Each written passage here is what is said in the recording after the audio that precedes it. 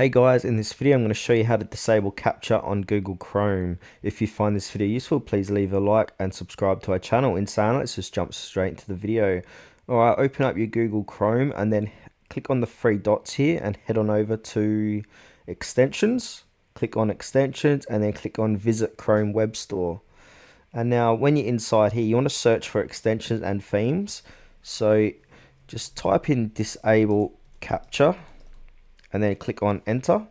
So there's a few different captures or extensions you can use to disable Captcha on Google Chrome, because this will help you automatically solve those annoying captchas that appear.